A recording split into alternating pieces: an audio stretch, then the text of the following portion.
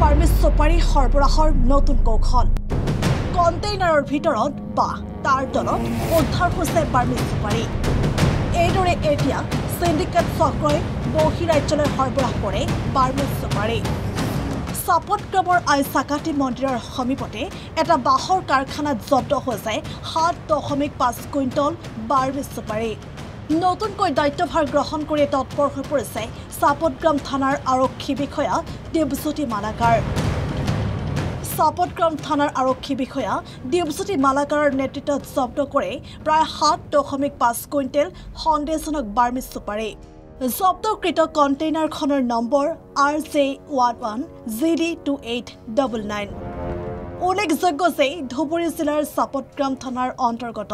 আইচাকাতি মন্দিৰৰ সমীপৰ এখন বাঁহৰ কাৰখানাৰ আড়ালত চোৰাং পথে বাৰ্মিজ চুপাৰী অন্য ৰাজ্যলৈ সৰবৰাহ কৰাৰ গোপন তথ্যৰ ভিত্তিত আৰক্ষীয়ে অভিযান চলাই বৃহৎ পৰিমাণৰ চুপাৰী জব্দ কৰিবলৈ সক্ষম হৈছে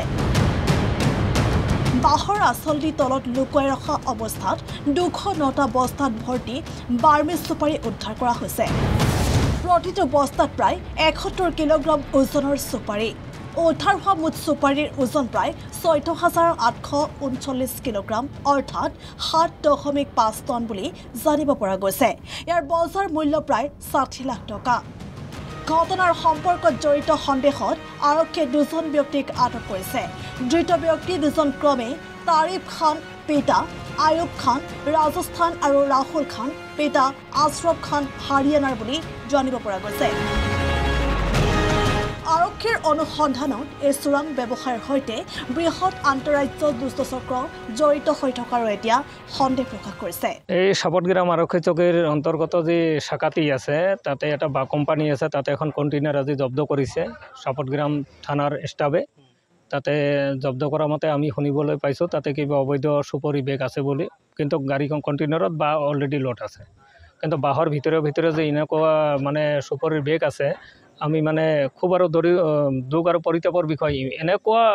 বেগ ইহঁতে লোড কৰিছে মানে নামমাত্ৰৰ পিছত বাহ এতিয়াও সি জব্দ কৰি আছে এইখিনি ইনভেষ্টিগেশ্যন কৰি আছে বস্তাৰ ওপৰত বস্তা ওলাইয়ে আছে চাপটগ্ৰাম আৰক্ষীয়ে কিন্তু এখনকৈ বেগত 71 কিলো আহি আছে 200তকৈ অধিক বেগ আছে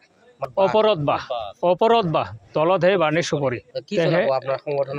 সেইটো আমি অসম জাতীয়তাবাদী যুৱ ছাত্ৰ পৰিষদৰ পৰা আমি জিলা প্ৰশাসন আৰু আমি অসম চৰকাৰক এটাই জনাব খোজোঁ যে সেইবিলাক অবৈধকাৰী বন্ধ কৰিব লাগে ইহঁতক গ্ৰেপ্তাৰ কৰিব লাগে নহ'লে আমি কিন্তু জিলা অসম জাতীয়তাবাদী যুৱ ছাত্ৰ পৰিষদে আমি হাত খাপতি বহি নাথাকিম আমি গণতান্ত্ৰিকভাৱে আমি আন্দোলন কৰা বাধ্য এই বাঁহৰ কোম্পানীটোত কি হৈছে দীৰ্ঘদিনৰ পৰা বাঁহৰ ব্যৱসায় চলি আছে আজি 10-12 বছৰৰ পৰাই চলি আছে যদিও কিন্তু আমি ইয়াত থকা সিন্ডিকেট যেটো বাৰ্মিজ চুপাৰ সিন্ডিকেট সেইটো আজিহে গম পালোঁ যেতিয়া আমাৰ চাপটগ্ৰাম আৰক্ষী চকীয়ে এইখিনি জব্দ কৰিলে চাপটগ্ৰামৰ পৰা তাৰিফুল হকৰ ৰিপৰ্ট দ্য নিউজ প্লাছ